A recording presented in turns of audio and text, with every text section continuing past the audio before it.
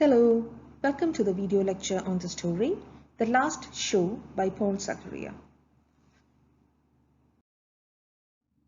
Paul Zacharia, or Zacharia as he is popularly known, is an active presence in Malayalam literary circles, and he has proved his mettle as an accomplished writer and an astute speaker. His works primarily consist of short stories and novellas, and his style is quite distinct when compared to the other writers.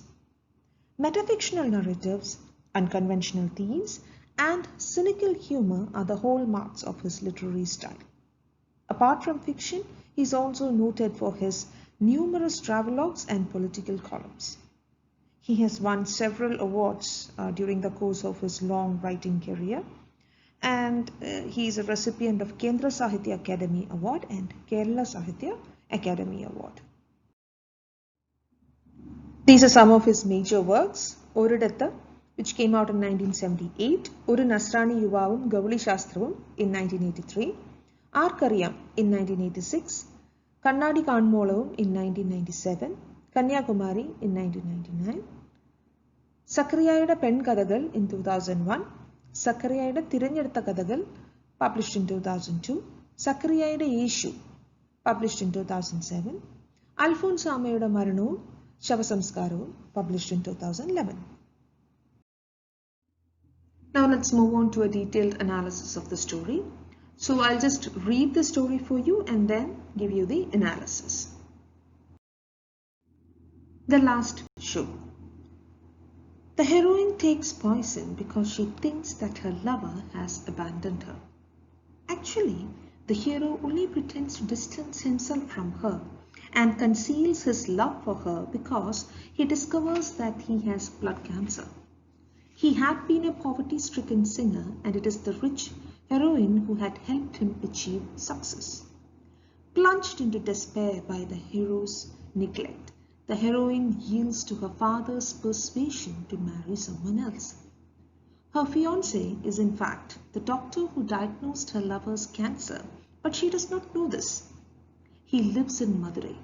The hero and heroine live in Madras. The disease was diagnosed when the hero went to Madurai for a concert. The heroine's fiancé arrives in Madras for the Nishyadatam ceremony. He meets the hero by chance and introduces the heroine and her father to him, unaware of all that has happened between his patient and his fiancée. What an amusing situation! I even forgot to chew the pottukadala in my mouth as I relished this encounter. Anyway, the heroine finally learns the truth about her lover from her fiancé, and she takes poison. Her fiancé rushes towards the closed door of her room on hearing the news, as also her lover from his deathbed. The heroine crawls painfully to the door, opens it, looks at her lover for a moment, and falls dead. Her lover collapses, falls into the room through the open door, and dies by her side. Just before this takes place, however, a smile lights up the heroine's face as she catches sight of the hero through the half-open door. The smile made my flesh tingle. It led me to believe for a moment that all would be well, that there was still a possibility that things would end happily.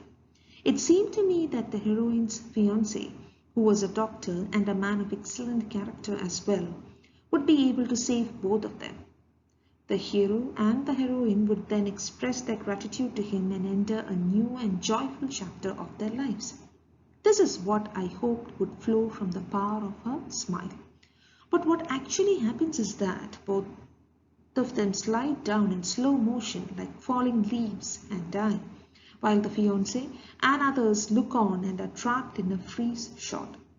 The two dead lovers are also caught in a freeze shot. Afterwards, there is only the silver screen and the shadows of the viewers' heads as they got up and moved through the last rays of the light from the projector. So the story begins with a fast-paced narration of two star-crossed lovers. It comes across as a rather typical scene in movies where the lovers face tragedy due to a series of misunderstandings. and no names are given, and this is again suggestive of how common such stories are. The narrator comments that he was quite amused by certain scenes in the story. So typical cliches in movies are narrated with an undercurrent of humor. And we all know that these cliches are part and parcel of almost all movies, and the viewers are able to predict the outcome of the story. Just as the story begins, you will be able to predict what is going to happen to whom and how this is going to end. Here, the narrator longs for a different ending. He's wondering why there wasn't a happy ending for the story. He's arrested by the heroine's final smile and feels very strongly that the story could have ended differently. So he hopes that the hero and the heroine would have a happy ending, but it proves to be wishful thinking on his part. So here you see that this narrator does not want to be a passive viewer. He is questioning the narrative. So I'll continue with the story.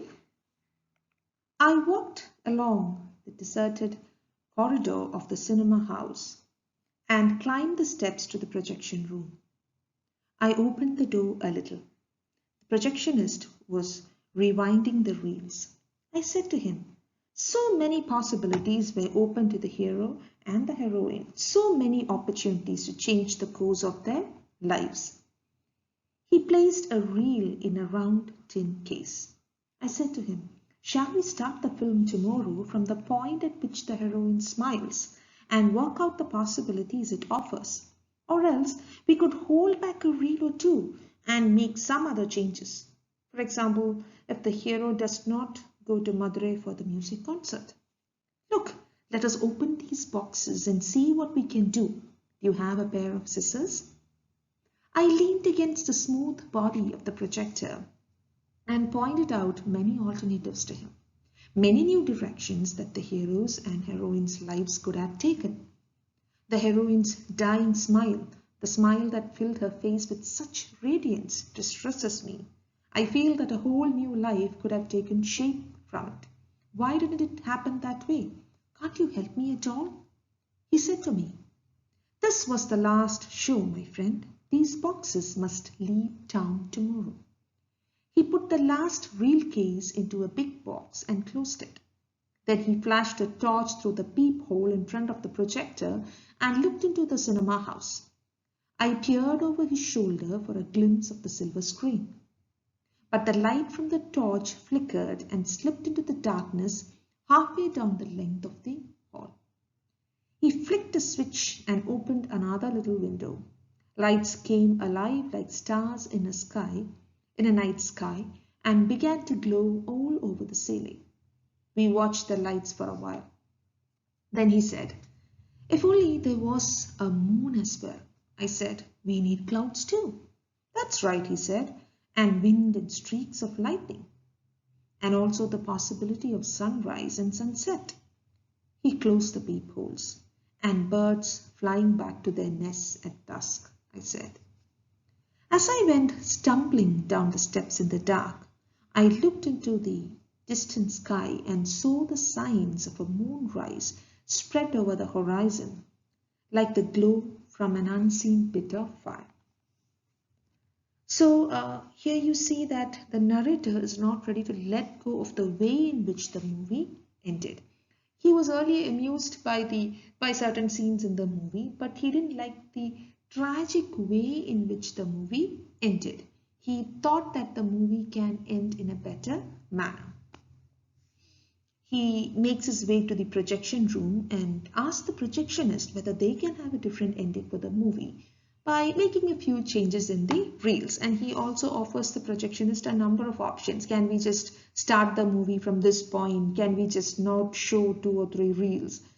And he offers all these possibilities, and he says, there are an n number of ways in which their life together could have panned out. Their life together could have blossomed into a new whole story as well. But none of this happened. So shouldn't we make this happen?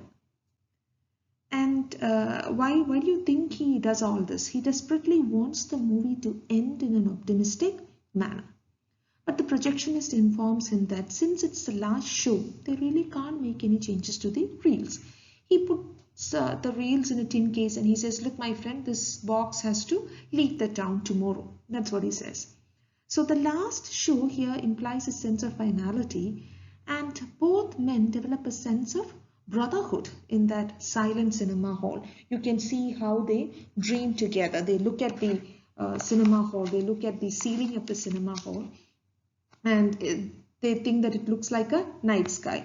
And then the projectionist says, if only there was a moon. And the narrator adds to the fantasy by saying, we need clouds too.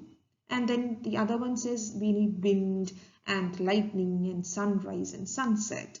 And the narrator concludes by saying, birds flying back to their nests at dusk in the evening. Okay, so as the narrator leaves the cinema hall, he has already established a connection with the projectionist, but they cannot do anything about the cinema, the movie as such, because that is the last show. So there is a sense of finality there, but as the narrator leaves, he sees signs of a moonrise, like the glow from an unseen pit of fire. So both these images are indicative of hope of a new future. Okay, you can also say that it is suggestive of the possibilities that life can offer. Now let's take a look at the setting of the story. The setting of the story is the cinema hall and its projection room. In the cinema hall, the narrator watches the movie and the reader is made aware of the fictionality of the story that is being narrated. Remember, I told you Zacharia is really good at metafictional strategies, narratives. But later, as the narrator and the projectionist view the cinema hall from the projection room, you see that they compare it to a night sky, and there is almost a surreal atmosphere as the two men talk about the various elements like wind or the cloud or the moon that can make it more beautiful and lifelike. So it is almost like the cinema hall becomes a parallel universe where a specified paradigm of life is played out. And there cannot be any changes here, but it lets you enjoy a vicarious and one-dimensional reality. That is how the movie or the cinema hall is shown. So the two characters in the story are the narrator and the projectionist. Apart from the narrator, you also have the characters within the story of the narrator, the hero, the heroine and the fiance and all these people. But in the primary narrator, you just have the narrator and the projectionist. So the narrator of the story is more interested in the characters of the story that he is viewing on screen. He wants to alter the story so as to give the characters on screen a different life. So he is the viewer who refuses to be passive. Okay, he wants to be active. He wants to be the godlike author, or in this case, the director or the scriptwriter. He is creative, and his urge to change the story suggests his willingness to explore alternate possibilities. The projectionist, on the other hand, is aware that no one can change the movie. It has already been made, so it cannot be changed. Besides, it's the last show and therefore one cannot even think of a different course. He says, I have kept all the reels here. It has to go leave the town tomorrow. So there is no change. There cannot be any change. He proves to be a kindred spirit as he also muses wistfully about the cinema hall ceiling and imagines the various elements that can make it appear more lifelike. Let's move on to the major themes in the story. So the first theme is the contrast between real life and real life. The story takes a very interesting look at this contrast. The narrator is bothered about his inability to mold the characters on screen to create a new life or a new world for them. So compared to the fixedness, the fixity of the real life that he encounters, he believes that real life is far more flexible as humans are in charge of their destinies. Next, we have the concept of art. Art has always been hailed as a treasure trove of endless possibilities. But here in the story, you see art as something that has closed its ability to mutate. So the narrator's imagination soars free, but he is unable to bring it to fruition as he cannot rework the work that has already been made by another. So the movie is the creative vision of another person, and this is probably the reason why the narrator cannot alter it to suit his needs. So the story ends with the images of a moonrise and a fire pit, both of which are suggestive of creativity. So maybe the narrator can become more creative in life.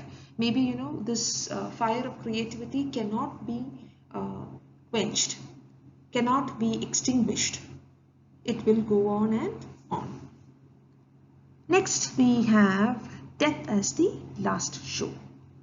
One can also argue that death literally becomes the last show, whether in real life or real life. So though the narrator tries hard to rework the deaths of the hero and the heroine, he is unable to do so. He wants to portray the characters as having a new lease in life, as having a new opportunity in life, but all his attempts fail. The projectionist, on the other hand, appears to be more accepting of this as he listens to the narrator's impassioned speech and says solemnly, "My dear friend, this is the last show." I hope all of you understood the story. Thank you.